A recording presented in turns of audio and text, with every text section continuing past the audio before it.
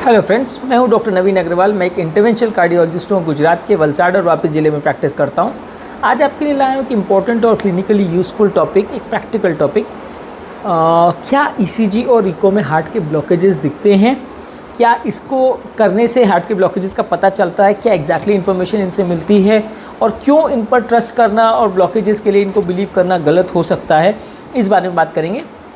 ये टॉपिक की practical utility इसलिए है क्योंकि काफ़ी लोग हमसे आके पूछते हैं, साहब ईसीजी हो गया, नॉर्मल है ना, अभी कोई ब्लॉकेज तो नहीं है ना, स्टेंट तो बराबर चल रहा है ना, कोई दिक्कत तो नहीं है ना।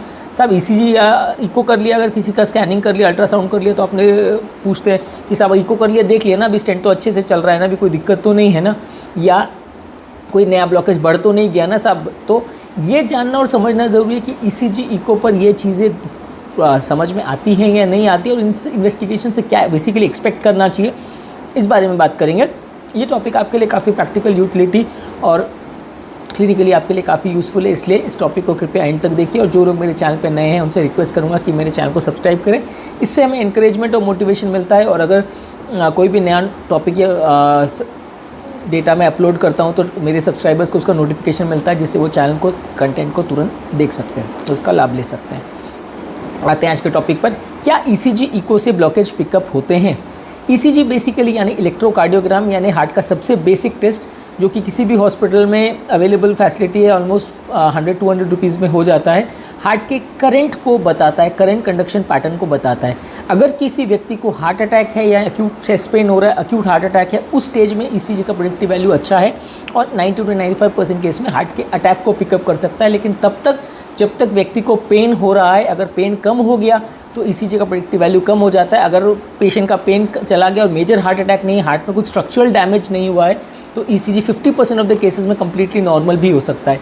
बेसिकली अटैक से रिलेटेड कोई स्ट्रक्चरल डैमेज हुआ है, हार्ट डायलेट हुआ है, हार्ट का कोई कंडक्शन सिस्टम इफेक्ट हो गया है, हार्ट के कोई एरिया डायलेट हो गए हैं या वैल्व्स खराब हो गए, ये चीज़ों को पिकअप करने में ईसीजी ज़्यादा सहायक होता है। ब्लॉकेजेस ईसीजी पे पिकअप नहीं होगा। माइनर अटैक्स कई बार ईसीजी पे पिकअप नहीं होता। 50 to 80% ऑफ द केसेस में माइनर अटैक अगर हो, जहाँ पे नली में थोड़ी देर के लिए कुछ बंद हुआ हो, लेकिन थोड़ी देर व्यक्ति को पेन हुआ, उसके बाद फर्दर पेन कम हो गया, ऐसे अटैक्स यूजली ईसीजी पे पिकअप नहीं होते। इको का भी वही है। इकोकार्डियोग्राफी हार्ट की बेसिकली सोनोग्राफी है। इसमें अल्ट्रासाउंड की एक बीम, एक हैंड हेल्ड ट्रांसड्यूसर प्रोब से हम बॉडी पर डालते हैं, और जब वो हार्ट से वो बीम रिफ्लेक्ट होती है तो उसको हम डिटेक्ट करते हैं, और वो बीम जब मशीन की तरफ वापस आती है तो अल्ट्रासाउंड का वही ट्रांसड्यूसर प्रोब उस बीम को डिटेक्ट करता है और उसको इंटरप्रेट करके एक मशीन पर एक फ़ोटो बना देता है, जिससे हमें हार्ट का स्ट्रक्चर और फंक्शन पता चलता है। यानी हार्ट का पंप फंक्शन कैसा है, हार्ट के वैल्व्स कैसे काम कर रहे हैं, हार्ट का चेंबर डायलेट तो नहीं हुआ है, और अटैक की वजह से हार्ट को कोई स्ट्रक्चरल नुकसान हुआ है, ये चीज़ें पिकअप हो सकती है। लेकिन ब्लॉकेजेस इको में भी पिकअप नहीं होगा। इसलिए कभी भी अगर कोई व्यक्ति चेस्ट पेन लेके आता है और वो हॉस्पिटल में अगर ईसीजी इको अगर उसका हो जाता है और वो ये मान के कि सब नॉर्मल है, अगर नॉर्मल रिपोर्ट आ जाती है तो नॉर्मल मान के घर चला जाता है, तो ये मानना बिल्कुल गलत है कि उसमें ब्लॉकेजेस पिकअप हो जाते हैं। इवन मीडियम लेवल के अटैक्स भी उसमें काफ़ी बार मिस हो सकते हैं, अनलेस पेशेंट को मैसिव अटैक हो, जिसे एसटी एलिवेशन एमआई बोलते हैं, जिसमें नली 100% बंद हो जाती है, और ये बंद वाली हालत में वो 30 मिनट से ज़्यादा अगर परसिस्टेंट रहती है, तो इस तरह के अटैक्स जो हैं, जिनको मेजर अटैक्स बोलते हैं, ये ईसीजी को में प्रेडिक्ट होने के चांस या पिकअप होने के चांस अच्छे खासे हैं, ऑलमोस्ट 90% जैसा है। लेकिन माइनर अटैक्स है या अगर ब्लॉकेज है या 70, 80, 90% तक का भी ब्लॉकेज है और फ्लो अच्छा जा रहा है, हार्ट में कोई स्ट्रक्चरल डैमेज नहीं हुआ है, हार्ट डायलेट नहीं हुआ है, तो ये ईसीजी इको पे पिकअप नहीं होगा। सेम चीज़ पोस्ट प्लास्टिक पेशेंट में भी एप्लीकेबल है। पोस्ट प्लास्टिक के बाद जब एंजियोप्लास्टी या स्टेंट या बाईपास होने के बाद जब पेशेंट हमारे पास फॉलोअप में आता है और हम उनको बोल देते हैं कि रिपोर्ट अच्छी है, कोई प्रॉब्लम नहीं है, तो वो इसको ये इंटरप्रेट करते हैं कि रिपोर्ट अच्छी होने का मतलब है कि स्टेंट अच्छे से चल रहा है या ग्राफ्ट बाईपास का बहुत अच्छे से चल रहा है, कोई दिक्कत नहीं है। ऐसा यूजली नहीं होता है। ईसीजी इको खाली स्ट्रक्चरल डैमेज होगा, अगर ग्राफ्ट या स्टेंट बंद होने की वजह से या कोई कारण से हार्ट का पंप फंक्शन डिटोरिएट हो रहा है तो उसको पिकअप करेगा। लेकिन अगर ग्राफ्ट या थोड़ा बहुत भी उसमें फ्लो आ रहा है, 80-90% भी अगर रीब्लॉकेज हो गया है स्टेंट या ग्राफ्ट में और उसमें भी अगर फ्लो आ रहा है, तो भी वो पिकअप नहीं होगा। इसको पिकअप करने के लिए स्ट्रेस ईसीजी या स्ट्रेस इको करने की ज़रूरत है। रेस्टिंग कंडीशन में वो जब तक स्ट्रक्चरल डैमेज ना हो जाए तब तक ईसीजी उसे पिकअप नहीं करेगा, इको उसे पिकअप नहीं करेगा। आप स्ट्रेस करते हो, यानी कि आप हार्ट की मेटाबॉलिक रिक्वायरमेंट्स को बढ़ाते हो, व्यक्ति को आप ट्रेडमिल पर दौड़ने को कहते हो या केमिकल जिसे डोबिटामिन कहते हैं उससे हार्ट को स्ट्रेस करते हो, इससे हार्ट की ब्लड सप्लाई की रिक्वायरमेंट बढ़ जाती है। जब ब्लड सप्लाई की रिक्वायरमेंट बढ़ जाती है तो वहाँ पे जितना ब्लड सप्लाई उस नली के द्वारा नली ब्लॉकेज वाले एरिया में मिल रहा है वो अपर्याप्त हो जाता है, वो इनसफिशिएंट हो जाता है। इसकी वजह से व्यक्ति को पेन होना चालू हो जाता है। इस वजह से ईसीजी में चेंजेस आना चालू हो जाते हैं, जिसे पॉजिटिव ट्रेडमिल टेस्ट बोलते हैं, या इको में भी वो एरिया में कॉन्ट्रैक्टिलिटी कम हो जाती, काम करना वो एरिया कम कर देता है, जिसे इको में वॉल मोशन अबनॉर्मलिटी बोलते हैं। ये चीज़ें स्ट्रेस होने पर पिकअप हो सकती हैं अगर ब्लॉकेज है तो, लेकिन इसमें भी अगर क्रिटिकल ब्लॉकेज है तो ही पता चलेगा, यानी 80-90% के आसपास का ब्लॉकेज है या उससे ज़्यादा है तो पिकअप होगा। अगर किसी को 10, 20, 30, 40% का ब्लॉकेज है तो मेजॉरिटी ऑफ द टाइम्स ये मिस ही होगा, इवन स्ट्रेस टेस्ट के बाद भी मिस हो जाएगा। यानी नॉर्मल स्ट्रेस टेस्ट में अगर टीएमटी या स्ट्रेस इको भी हम करते हैं तो वो माइनर ब्लॉकेजेस को पिकअप नहीं करेगा, वो सिर्फ मेजर या लाइफ थ्रेटनिंग ब्लॉकेजेस जो 70, 80, 90% है उनको पिकअप करेगा, और उसमें भी प्रेडिक्टिव वैल्यू सिर्फ 70 to 80% ही है। स्ट्रेस ट्रेडमिल टेस्ट जो करते हैं यानी एक्सरसाइज ईसीजी जो करते हैं उसका प्रेडिक्टिव वैल्यू 70% है। स्ट्रेस इको जो करते हैं यानी एक्सरसाइज करके इको में जो हम वॉल मोशन अबनॉर्मलिटीज़ को देखते हैं उसका प्रेडिक्टिव वैल्यू 75 to 80% है, यानी 100% प्रेडिक्टिव वैल्यू उसका भी नहीं है। इवन क्रिटिकल ब्लॉकेज भी 20% ऑफ द केस में उसमें मिस हो जाएगा, या गलत रिपोर्ट भी आ सकती है, यानी पॉजिटिव रिपोर्ट आया और एंजियो करो तो कुछ नहीं निकलेगा, ऐसा भी हो सकता है। यानी फॉल्स पॉजिटिव और फॉल्स नेगेटिव दोनों के ही चांसेस है अराउंड 30%। फॉल्स पॉजिटिव का मतलब ये है कि रिपोर्ट में पॉजिटिव आया और एंजियो करो तो कुछ ना निकले, या फॉल्स नेगेटिव का मतलब है कि रिपोर्ट में कुछ नहीं आ रहा है लेकिन एंजियो करोगे तो क्रिटिकल ब्लॉकेज निकल सकता है। तो इवन क्रिटिकल ब्लॉकेजेस के लिए भी एक्सरसाइज यानी स्ट्रेस ईसीजी और इको का प्रेडिक्टिव वैल्यू 70 to 80% है। रेस्टिंग ईसीजी और रेस्टिंग इको का कोई मतलब नहीं है, क्योंकि रेस्टिंग कंडीशन में अगर थोड़ा बहुत भी ब्लड सप्लाई हो रहा है, जब तक हार्ट अटैक होकर वो एरिया 100% बंद नहीं हो जाए तब तक अगर 10-20% भी ब्लड सप्लाई हो रहा है तो ईसीजी में चेंजेस ना ही आएंगे, इको में चेंजेस नहीं आएंगे। 10% या 20% केस में आ सकते हैं, मैं ऐसा बिल्कुल नहीं आएंगे, ऐसा मना नहीं कर रहा हूँ, लेकिन 80 to 90% ऑफ द टाइम्स आप उसको मिस कर जाएंगे। और ये टेस्ट के लिए प्रेडिक्टिव वैल्यू ब्लॉकेजेस को पिकअप करने के लिए बिल्कुल नहीं है। हाँ, अगर किसी को एक्सरसाइज के टेस्ट में अगर पॉजिटिव आता है और खासकर माइल्ड पॉजिटिव आता है तो उसकी भी वैल्यू कम है। स्ट्रॉन्ग पॉजिटिव आता है यानी बहुत ख़राब चेंजेस अगर आते हैं एक्सरसाइज के बाद तो उसका प्रेडिक्टिव वैल्यू बढ़ जाता है। इसीलिए कॉमन आदमी के दिमाग में अगर ये भ्रांति है कि ईसीजी हो गया बात खत्म हो गई, कोई ब्लॉकेज नहीं है, ईसीजी नॉर्मल आ गया सब बात खत्म हो गई, या लोग हमें आके कहते हैं कि साहब 1 साल पहले हमारा हार्ट का जांच हो गया था तब ईसीजी तो नॉर्मल आया था, उसकी कोई वैल्यू नहीं है। क्योंकि 1 साल पहले अगर नॉर्मल ईसीजी आया था उसका मतलब उस समय तक कोई अटैक नहीं आया था, पर उस समय 70, 80, 90 ब्लॉकेज था या नहीं कुछ नहीं पता।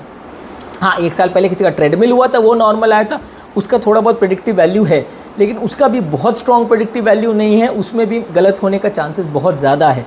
तो इसीलिए ये टेस्ट अगर रेस्टिंग कंडीशन में हुए हैं तो उसकी कोई खास वैल्यू नहीं है, उसको कोई खास इंपॉर्टेंस या तरजीह देने की ज़रूरत नहीं है, और इसके बेसिस पे कोई इंटरप्रिटेशन नहीं होता कि व्यक्ति को ब्लॉकेज है या नहीं। आपको हमेशा एक स्ट्रेस टेस्ट करके देखना है। स्ट्रेस टेस्ट करने का पर्पज़ ये है, आप पूछे कि डायरेक्ट एंजियोग्राफी क्यों नहीं कर सकते, एंजियो करके डायरेक्ट देख लो हर बार अगर ब्लॉकेज का देखना है तो। एंजियोग्राफी इन्वेजिव टेस्ट है और उसमें हाथ की या पाँव की नली जिसको भी हम पंचर करते हैं कैथेटर हार्ट के पास ले जाते हैं तो रिस्क होता है हर बार पंचर करने से हाथ की नली भी डैमेज होती है और हृदय के पास कैथेटर ले जाने से हृदय की नली में भी डैमेज होने का चांस है। कभी कभार मृत्यु भी हो सकती है, 1000-2000 में एक आध व्यक्ति की मृत्यु भी हो सकती है।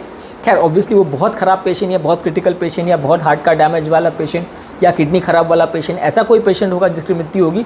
रूटीन पेशेंट में यूजुअली नहीं होता ऐसा, पर हाँ डेफिनेटली स्ट्रेस टेस्ट के कंपैरिजन में अगर आप एंजियोग्राफी करते हो तो रिस्क ज़्यादा है, कॉस्ट भी ज़्यादा है, एडमिशन की भी ज़रूरत पड़ती है, इसीलिए रूटीनली हर केस में एंजियोग्राफी नहीं करते। क्योंकि अगर ऐसा करना चालू करेंगे तो ओपीडी में अगर हम 100 पेशेंट देख रहे हैं तो उसमें 80 पेशेंट चेस्ट पेन के, तो हर पेशेंट का हमें हर बार एंजियो ही करना पड़ेगा और 3 महीने के बाद वही पेशेंट वापस से आएगा तो फिर से एंजियो करना पड़ेगा। तो बार बार आप जितने बार एंजियो करोगे नली डैमेज होते जाएगी, हार्ट डैमेज होते जाएगा, कॉन्ट्रास्ट रिलेटेड किडनी भी डैमेज हो सकती है। तो इसलिए एंजियोग्राफी हम तब करते हैं जब ट्रेडमिल टेस्ट पॉजिटिव आता है। इसको आप सिंपल भाषा में वैसे समझ सकते हैं, अगर किसी को खांसी होती है तो पहले हम एक्सरे करते हैं, एक्सरे में कोई धब्बा दिखता है तो डायरेक्ट हम लंग कैंसर का ट्रीटमेंट चालू नहीं कर देते। धब्बा दिखता है तो पहले सीटी स्कैन करके उसको कंफर्म करते हैं, बायोप्सी करके उसका टुकड़ा निकालते हैं। जब वो सारे टेस्ट में कंफर्म होता है, पॉजिटिव आता है, तो ही हम ट्रीटमेंट चालू करते हैं। दूसरा, अगर आप समझ लीजिए आपको सर दर्द हो जाएगा तो डायरेक्ट मैं सर दर्द होने पर ब्रेन ट्यूमर का ट्रीटमेंट चालू नहीं करूँगा। सर दर्द अगर आपको हो रहा है तो पहले हम एमआरआई करेंगे, कंफर्म करेंगे, अगर ट्यूमर है तो उसका टुकड़ा निकाल के कौन से टाइप का ट्यूमर है कंफर्म करेंगे, उसके बाद ही ट्रीटमेंट चालू करेंगे। बिना देखे, बिना सोचे, बिना समझे आप डायरेक्टली ट्रीटमेंट चालू नहीं कर सकते। तो वैसे ही है कि अगर हर पेशेंट ओपीडी में अगर हमारे पास आता है और हर एक का हम डायरेक्टली एंजियोग्राफी करेंगे तो या डायरेक्टली ट्रीटमेंट चालू कर देंगे तो ये कम्प्लीटली गलत है, क्योंकि मेजॉरिटी ऑफ द टाइम्स वो पेशेंट को हार्ट का पेन निकलेगा ही नहीं और जो दवाई हम देंगे वो वेस्ट भी जाएगी, पेशेंट को नुकसान भी होगा, उसका खर्चा भी होगा। तो ज़्यादातर अगर कोई भी केस आता है तो पहला टेस्ट ईसीजी को रहता है, जो कि बेसिक टेस्ट है कि जो बताता है कि पुराना कोई डैमेज तो नहीं है, स्ट्रक्चरली हार्ट कैसा है। उसमें अगर कोई डैमेज निकलता है तो हम डायरेक्टली एंजियो के लिए जा सकते हैं। अगर उसमें कुछ नहीं निकलता है तो नेक्स्ट स्टेप में ट्रेडमिल में जाते हैं। ट्रेडमिल में अगर कुछ पॉजिटिव निकलता है या बहुत डाउट होता है कि इस व्यक्ति को बहुत ब्लॉकेज निकलेगा, सिम्टम्स बहुत ज़्यादा हैं, रिपोर्ट उतनी रिलायबल नहीं है, तो हम एंजियो के लिए जा सकते हैं। उसमें भी अगर इन्वेजिव हाई रिस्क पेशेंट है जिसमें बहुत ज़्यादा चांसेस है कि ब्लॉकेज वगैरह निकल सकता है तो रेगुलर एंजियो करते हैं। लो रिस्क पेशेंट है जिसमें कम चांस है कि कोई ब्लॉकेज निकल सकता है, यंग पेशेंट है उसमें कोई सिर्फ रूल आउट करने के लिए आपको करना है, सिर्फ स्क्रीनिंग के हिसाब से करना है, तो सीटी एंजियो कर सकते हैं। सीटी एंजियो और रेगुलर एंजियो के डिफ्रेंसिएशन के लिए हमने ऑलरेडी एक टॉपिक किया जो आप मेरे चैनल पर देख सकते हैं। पर आज का टॉपिक सिर्फ बेसिकली इस बात को डिस्कस करने के लिए है कि एक नॉर्मल ईसीजी या एक नॉर्मल इको हार्ट की नली का ब्लॉकेज रूल आउट नहीं करता, या स्टेंट या ग्राफ बराबर चल रहा है इसको रूल आउट नहीं करता। इसलिए ये करा कि आप घर बैठ जाओ कि कोई दिक्कत नहीं है, ये बिल्कुल गलत है और इसका खामियाजा बाद में भुगतना पड़ सकता है जब वो बीमारी बढ़ के सामने आएगी और हार्ट अटैक लेके आएगी। तो इसलिए जब भी आपको अगर नलियों का या ब्लॉकेज का या ग्राफ का या स्टेंट का इवैल्यूएशन करना है तो हमेशा स्ट्रेस टेस्ट कीजिए। स्ट्रेस टेस्ट में कुछ आएगा तो डॉक्टर आपको एंजियोग्राफी के लिए एडवाइस करेगा। फाइनल डायग्नोसिस एंजियो में ही बनेगी, बाकी सब टेस्ट खाली स्क्रीनिंग के लिए है, वो जजमेंट लाने के लिए कि एंजियो की ज़रूरत है कि नहीं। पर डायग्नोसिस फाइनल बनेगी, कितना ब्लॉकेज है कितना नहीं, सब कुछ डिसीजन फाइनल एंजियो पे ही होगा।